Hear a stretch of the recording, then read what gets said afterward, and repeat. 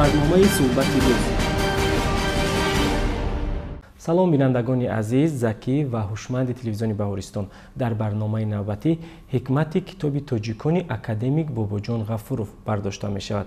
ما رو همراه هستند در استودیو آموزگار فاکولته تاریخ دانشگاه ملی تاجیکستان فیروز شاهینبеков. خوش آمدید. تشکر زیاد. سلام علیکم بینندگان گرامی.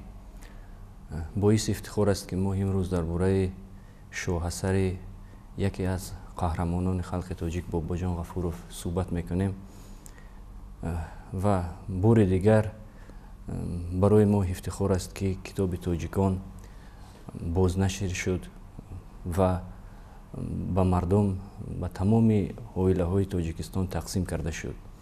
باباجان غفورov خیلی که به ما معلوم است زاده تاجیکستان است، فرزند تاجیک است و نخستین فرزند تاجیک می باشد که درباره تاریخ تاجیکان این شاهاثر را نوشته است. باباجان غفورov سال 1972 بار اول کتاب توجیکان را به زبان روسی نشر نموده بود. البته در همون دوره زمانی که کتاب توجیکان نشر شد بسیار یک زمانی بود که مشکل بود که درباره خلق‌هایی که در سرزمین آسیا میومدند زندگی میکردند، از جمله توجیکان که آنها در زیر پرده قرار داشتند و به همگان معلوم است که سال 1924 حتی توجیکان از دولتداری که مردم تهجوی آسیا میانه بودند از دولتداری به نصیب مانده بودند و با کوشش قهرمانان خلق تاجیک، البته که امروز در صف قهرمان ها هستند از جمله نصرت الله مخصوم، شیرین شاه، شاه تیمور، دولت تاجیکستان از نو تشکیل کرده شد و در برابر آنها باباجان غفورov برای تاجیکستان، برای رشد تاجیکستان خدمت بسیار بزرگی کرده است. در نوشتن کتاب توجیکان البته باباجان غفورov علمانی که در ساحه‌های گوناگون در تاجیکستان فعالیت میکردند و بعدتر آنها در یادداشت‌های خود وقتی که درباره باباجان غفورov قید میکنند میگویند که از جمله باریس انتوج لیتوینسکی میگوید که قید میکند که باباجان غفورov گرچنده که در مسکو زندگی میکرد، گرچنده که وی از تاجیکستان دور بود، لیکن وی همه وقت از تاریخ تاجیکستان، همه وقت در تمام حفریات‌هایی که در تاجیکستان میشدند، به تاجیکستان می آمد، به حفریات‌ها میرفت، در یادگارهای تاریخی اشتراک میکرد و باریس انتوج لیتوینسکی قید میکند ممکن تمام همین چیزهایی که وی در حفریات‌ها میدید باباجان غفورov را وادار نمود که به نوشتن کتاب توجیکان آغاز کند. کتاب باباجان غفورov توجیکان اهمیت بسیار بزرگ دارد امروز هم و در همون دوره هم. یکی از اثرهایی که در دوره شوروی بار اول در بین خلق‌های آسیا می نهیم کتاب توجیکانی باباجان غفورov نشر کرده شد.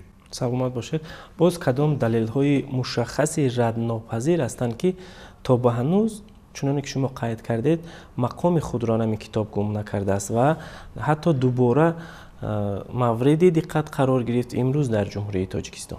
گرچنده که دولت‌های همسایه ما، دیگر دولت‌های آسیا میانه، اگر آنها از جهت حدود، از جهت یعنی دیگر مسئله ها از ما پیشرفته بودند در دوره اتحاد شوروی، لیکن بار اول اثر کلان پرارزش تاریخی، اثر فوندامنتالی این اثر باباجان غفورov بود که چاپ کرده شد و البته همین بسیار یک تاثیر کلان رساند که برای تاجیکان که تاجیکان از سر نو با تاثیر همین کتاب سر برداشتند. اگر ما تاریخ خلق تاجیک را ورق گردان کنیم بسیار فاجعه ها به سر ملت تاجیک آمده است، بسیار کشتارها، بسیار خونریزی ها وقتی که اجنبیان آمدند به سر تاریخ خلق تاجیک آمده بود و قریب 1000 ساله از حصر 10 تا حصر 20 تاجیکان از دولتداری بی نصیب بودند و محض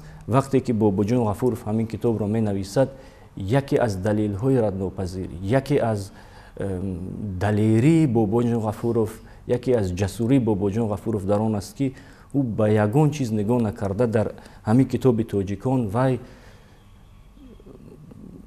قید میکند که тоҷикон қадимтарин мардуми таҳҷои осиёи миёна ҳастанд.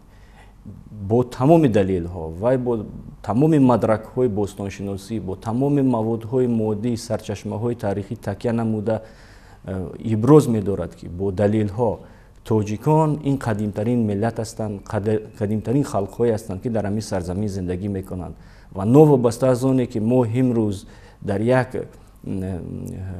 ҳудуди нисбатан яъне тангтар қарор дорем, тамоми ёдгориҳое ки имрӯз берун аз Тоҷикистон ҳастанд, дар дигар давлатҳо, дар Ӯзбекистону Туркманистону дар Қирғизистон ҳастанд, онҳо ба мардуми ориёиҳо, ба аҷдодони халқи тоҷик онҳо тааллуқ доранд. Албатта дар ҳамон давра ягон олим чунин ҷасорат надошт ки чунин ҷумлаҳоро дар асарҳои худ, дар китобҳои худ нависанд. Аз ҷумла дар яке аз китобҳо ки ба хотири бузургдошти Бобоҷон Ғафуров нашр карда шуд аз ҷониби Муҳаммадҷони Шукурӣ бо номи равшангари бузург, дар ҳамон ҷо вай қайд мекунад ки вақте ки китоби Тоҷикони Бобоҷон Ғафуров соли 1972 чоп карда шуд, тамоми зиёёни тоҷик дар ҳамон давра кӯшиш мекарданд ки ин китобро пайдо кунанд, мутоила намоянд, хонанд ва аз таърихи тоҷикон баҳравар шаванд. Ва албатта ҳамин таврам шуд дар ҳамон давраҳо. Ва замоне ки баъдтар соли 1977 Бобоҷон Ғафуров ба Душанбе баргашт, мардум тоҷикон дигар хел Бобоҷон Ғафуровро пешвоз гирифтанд ва дар хонаи Ҷалоли Икромӣ нишасте баргузор мешавад, дар бораи Бобоҷон Ғафуров сухан меравад ва яке аз озирон, яке аз ҳамон шахсоне ки дар ҳамон ҷамъомат нишаста буд сухан мекунад ва қайд мекунад ки барои тоҷикони Бобоҷон Ғафуров мо метавонем ки имрӯз Бобоҷонро падари миллат гӯем. Лекин Бобоҷон Ғафуров қайд мекунад ки ман фарзанди миллат ҳастам ва навиштани китоби Тоҷикон ин албатта вазифаи фарзанд аст, вазифаи фарзанди миллат аст ки ман барои миллат кардам. Албатта ин далелҳо, ҳамаи инҳо аз он шаҳодат медиҳанд ки китоби Бобоҷон Ғафуров дар ҳама давру замонҳо нуфуз дошт ва нуфуз дорад ва мо ҳамчун муҳаррих бовар дорем ки дар ояндаам садсолаҳо, ҳазорсолаҳои ояндаам китоби Бобоҷон Ғафуров Тоҷикон ҳеҷ вақт арзиши илмии худро аз даст намедиҳад. Ташаккур, саломат бошед. Шумо дуруст қайд кардед ки аллома Бобоҷон Ғафуров бо гирдовардани ин шоҳасар тавонист ки бори дигар давлатдории тоҷиконро, ҳастии миллати тоҷикро аз кӯҳан то ба имрӯз исбот кунад ва пешвои миллат низ дурбинонаву нуқтасанҷона соли 2019 зимни ироаи паёми солона қайд карданд ки бояд ин китоб, ин шоҳасар бори дигар дар соли 2020 нашр карда шавад, албатта бо як сифати баланд ва эҳдо карда шавад ба ҳар як оилаи тоҷику тоҷикистонӣ. Мехостем назари шуморо вобаста ба ин иқдоми солиму созанда шунида бошем. вақте ки асосгузори сулҳу ваҳдат, пешвои миллат, президенти ҷумҳурии Тоҷикистон дар бораи бознашри шудани китоби Тоҷикон ва барои ва тӯҳфа намудан ба ҳар як оила вақте ки ин суханонро кард, албатта барои муаррих, барои таърихчӣ, албатта ин як чӣ хел гӯем ки ид буд, як ҷашнворае буд ки мо бисёр хурсанд шудем. Мо ҳатто вақте ки дар донишгоҳ, дар мактабҳо бо донишҷӯён, бо хонандагони мактаб вақте ки мо дарс мегӯем, ҳама вақт аз худшиносӣ, аз худогоҳии миллат ва ин иқдоме ки асосгузори сулҳу ваҳдат карданд, ин бисёр иқдоми саривақтӣ буд. Барои чӣ? Барои оне ки имрӯз на танҳо зиёиҳо, на танҳо донишҷӯён ва на танҳо дигар яъне табақаҳои ҷомеа, балки тамоми мардуми тоҷик, тамоми қишриҳо бояд новобаста аз оне ки онҳо дар кадом соҳа кор мекунанд, бояд аз таърихи худ огоҳ бошанд, бояд аз давлатдории худ огоҳ бошанд. Албатта инҳо ҳастанд дар вуҷуди ҳар як шахс, инҳо як чизе ҳастанд ки агар мо ҳисси миллӣ дошта бошем, агар мо ватандӯст бошем, мо ҳеҷ вақт ватани худро хароб намекунем. дар сарсухани ҳамин китоби Тоҷикони Бобоҷон Ғафуров асосгузори сулҳу ваҳдат қайд намудааст ки агар мардуми тоҷик аз таърихи худ огоҳ мебуд, агар дар ҳамин китоби Тоҷикон он фоҷиаҳо, он хунрезиҳо ва он бадбахтиҳое ки ба сари миллати тоҷик дар тӯли таърих омада буд, агар онҳо аз ҳамин чиз огоҳ мешуданд, дар Тоҷикистон ҷанги шаҳрвандӣ сар намезад. албатта ин боз як бори дигар барои тоҷикон ҳамин китоби Бобоҷон Ғафуров ҳамчун як аз бояд дар тамоми хонаҳои мардуми тоҷик ин китоби рӯймизӣ бошад ва ҳар яке мо бояд дар бораи таърихи худ, дар мухтасарам бошад, дар бораи таърихи худ мо бояд маълумот дошта бошем ва ин иқдом бисёр иқдоми саривақтӣ аст ва ман боварӣ дорам ки тамоми сокинони кишвар, тамоми қишриҳои ҷомеа ин иқдомро дастгирӣ мекунанд ва ман боварӣ дорам ки миллати тоҷик дигар ба чунин иштибоҳ, ба чунин хатогиҳо рон намедиҳад ва бори дигар ин китобро варақгардон мекунад ва аз таърихи халқи тоҷик огоҳ мешавад ва сабақ мегирад ва албатта дар оянда давлати Тоҷикистонро боз ҳам гулгулшукуф ва зебо мегардонад.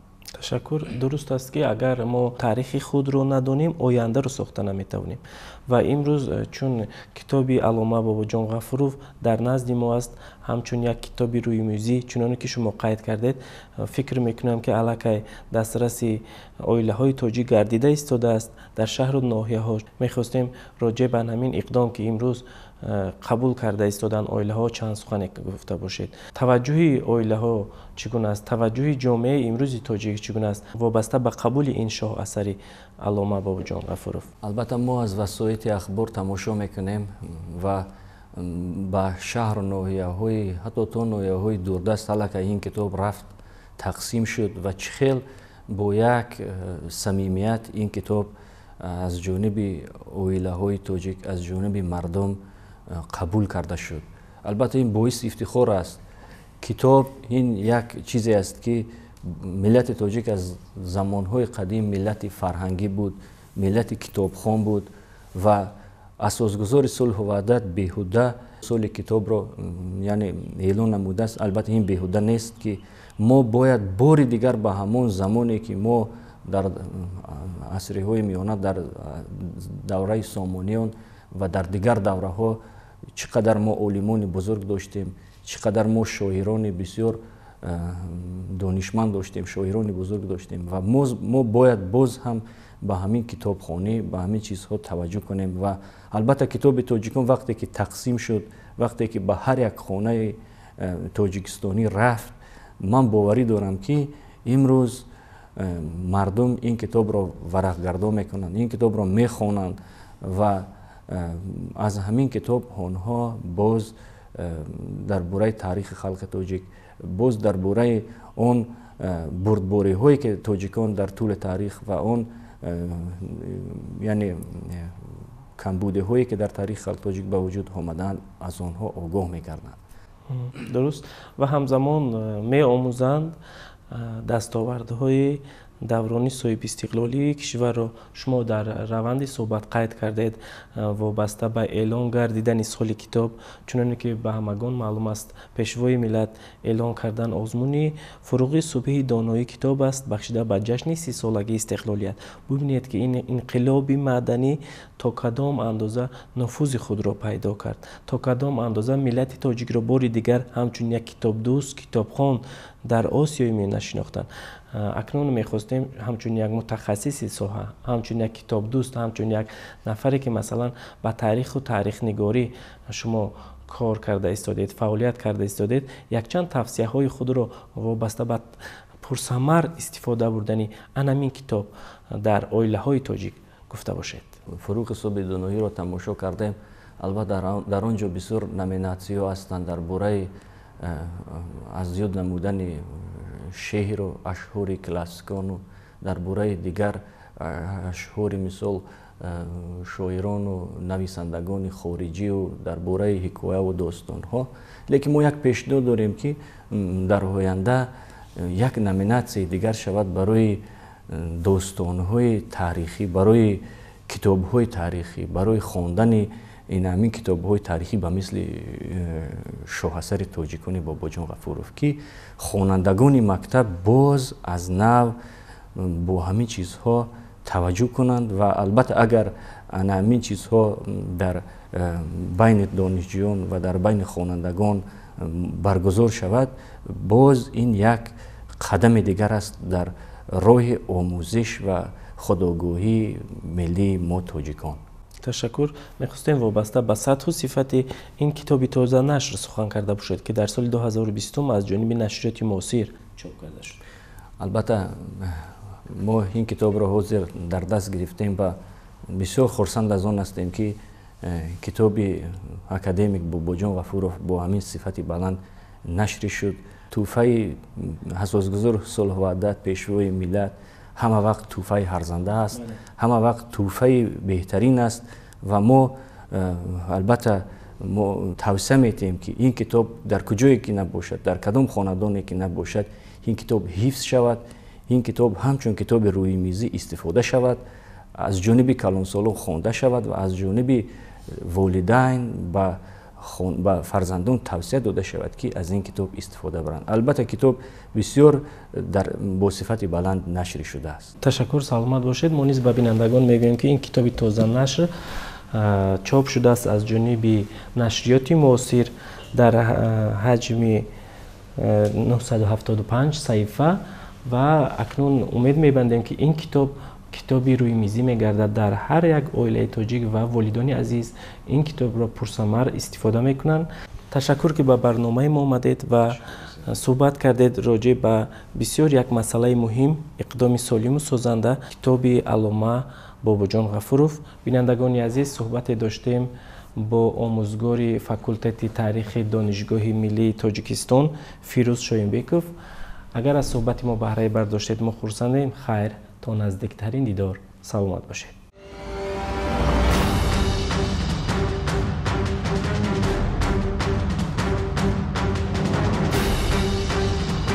барномаи суҳбати рӯз.